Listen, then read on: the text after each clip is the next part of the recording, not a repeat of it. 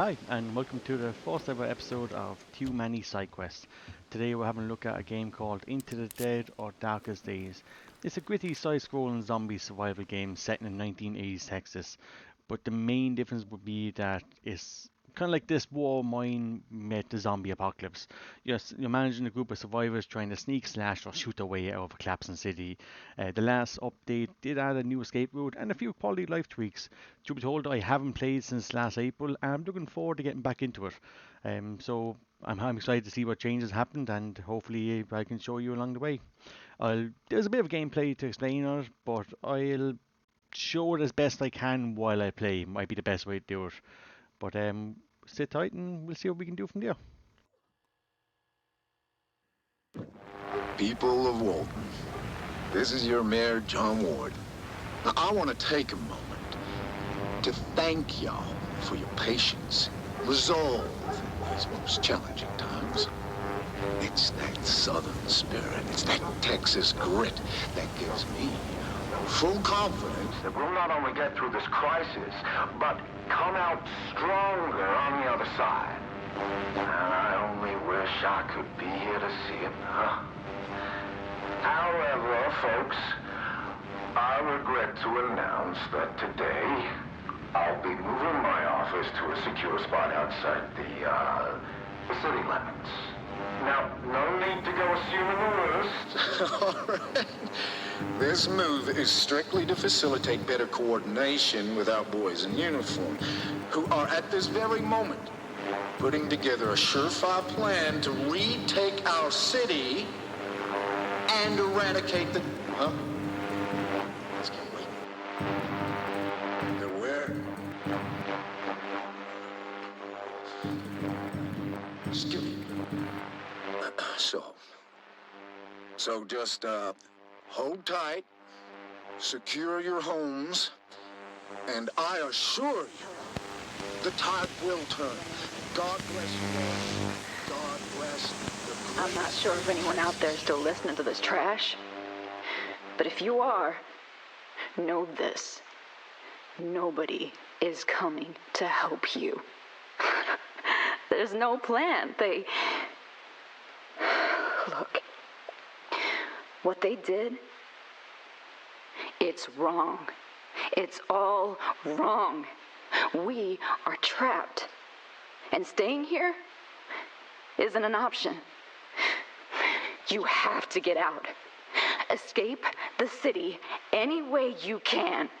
Get out now. And we're back. So, slight issue with the first video is I forgot to enable the headset recording. So you'll hear the gameplay, but you won't hear any of my reactions. I was in two mindsets on whether I was going to scrap the first video or kind of talk over what his mindset was when I was playing it.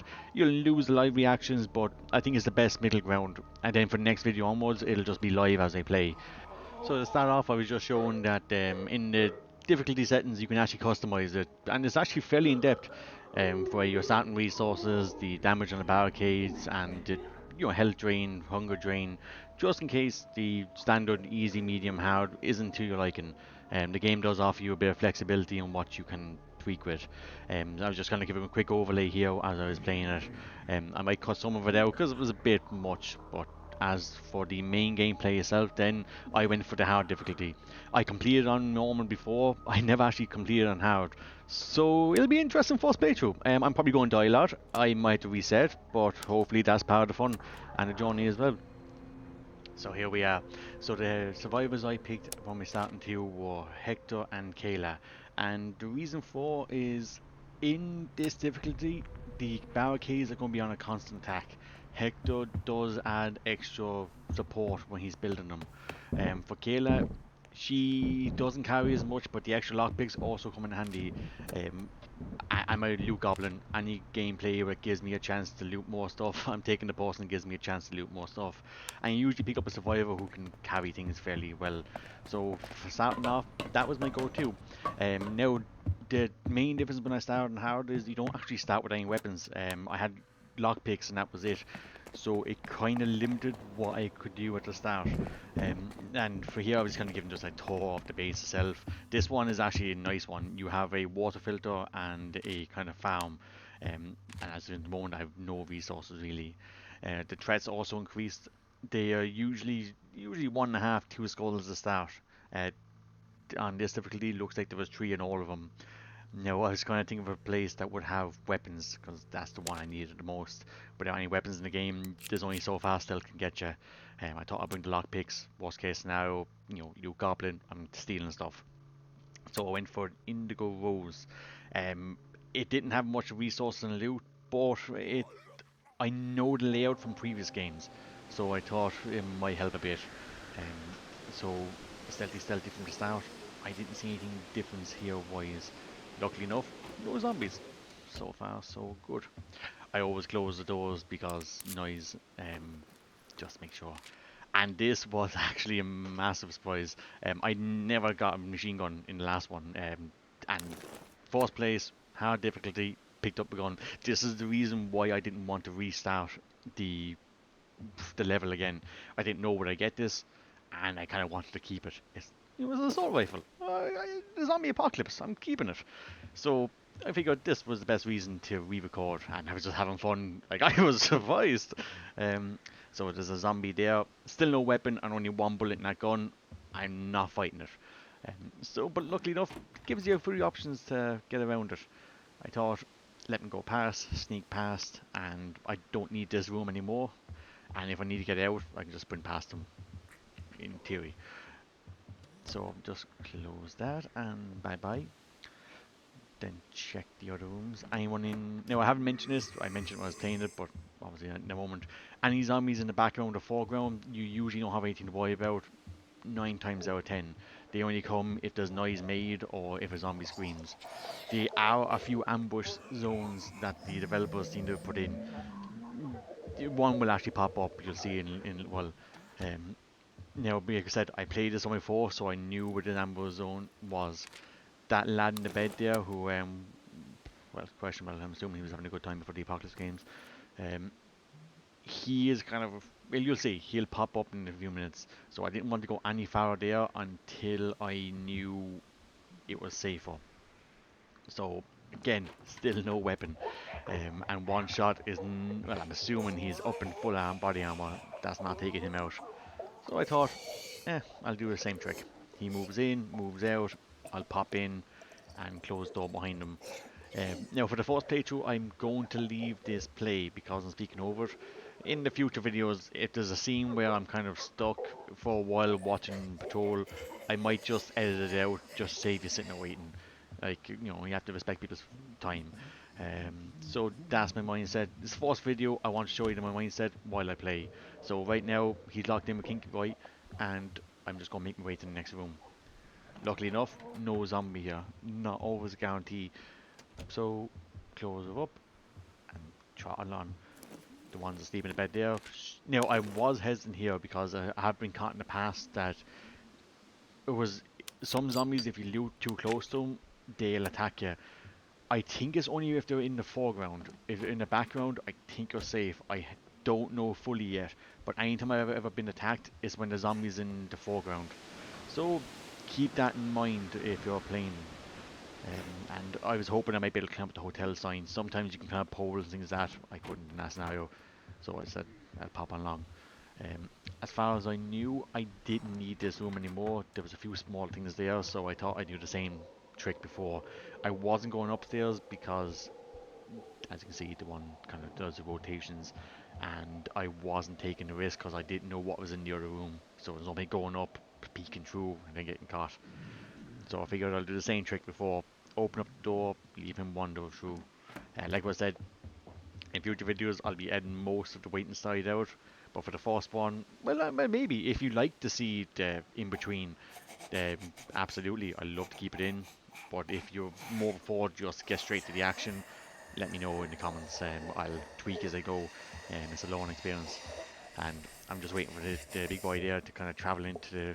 It looks like a VIP room actually. Well, I think they all kind of are. Um, I wonder what lovely establishment this place was, because it definitely wasn't just a pub. And he's locked in. Hopefully, never see him again. And I'm not going upstairs yet because I don't trust anything upstairs. Um, and there's a sensory guy. So I wanted to show if doors closed, would he activate? But I wasn't taking that risk. Now, you've probably seen the pop up ladder. I was hesitant because it looked like it'd be loud. Um, Again, no weapon. I even checked just to make sure did I make a mistake. But nah, no weapon. The game was online when they said one weapon resource, and I'm assuming that was machine gun. I was hoping he would turn around, but nah, he just kind of stayed there. So I thought I'd go down and chance my arm. My inventory was full, so I said if it makes noise and everything wakes up, I'll make it run out. That did make noise. To me that was loud, but everyone was kind of just chill. So I figured, okay, it's grand. I'll use it. There's a lady in the bottom left there doing the rotation. And from what I know, usually when you're on the ladders, you're safe to a certain height, I believe. Um, so I wasn't too worried about this one seeing me. I was just hoping to hop in, see if there's any loot in the bathtub, and possibly head off after that. I was just kind of getting timing right. I don't know why I keep checking the menu. Well, actually I do. There was one bullet in the menu and a magazine, and I wasn't sure can you equip the magazine or was that for a different gun. And I didn't want to leave the magazine because it came with the gun, so I imagine that was my mindset. But when I found the magazine, there was also one bullet left in the gun. But then when I found the bullet, there was still only one bullet left in the gun. So I was very confused. And I was kind of just talking back and forth on that when I was seeing it. Now I know I do need 2 screws. I think that was another thing I was looking for, if I recall. I was trying to find just so I can build some kind of station at home. At the moment, I'm 50-50 on whether I want to build food to cook or weapon station. And luckily, the branch point here gave me 3 new places to loot as well, and so that was handy because I don't think I can go any farther here without a weapon. Because I know once I drop down here, that's a one-way trip. There's no way out. And even if I had like a weapon to throw, I can at least hit him and stop him. But with just one bullet and a machine gun, I wouldn't have been enough. Now with that said, thinking back on it, I don't think the zombies could have gotten to me if I did shoot them, if the off chance it wasn't enough to drop them. But at that stage, I figured it was time to go. I did fairly well looting. I didn't get seen, I didn't get bit, I didn't get chased. Um, I have majority of the room checked. If I get a weapon, I might come back, but I'll have to check. I don't think there's much left here to take. I imagine that assault rifle was the only weapon in the zone, and so going back was just kind of wasting food and energy and time. But that was it for the first. But the main focus going forward will be a few things. Um, I was originally going to wait until I got the new mic sent in. It was supposed to come today, but it got delayed. And I was excited, so I didn't want to wait any longer. I just wanted to upload the video, get the series started.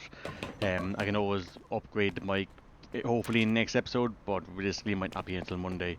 Apart from that though, my focus from going here, gameplay wise, is I'll explain more of the crafting side of it in the next video. I kind of left it out because I had to do the voiceover. But for now, I'm just going to have a look around and see what place I can possibly loot with no weapons. My plan then would be either to A, go into a spot, sneak as far as I can, rob as much, sorry, acquire as much as raw resources and just build a weapon center. Make my weapons go in, stabby stabby, smash smash. Uh, while I'm there, if I find weapons, fantastic. One way or the other, I think I need a big play for the next episode. But until then, thank you so much for your time today. Hope you enjoyed the episode. Hope you come back. And if not, I'll make a better video that draws you back. But have a good day and thanks again.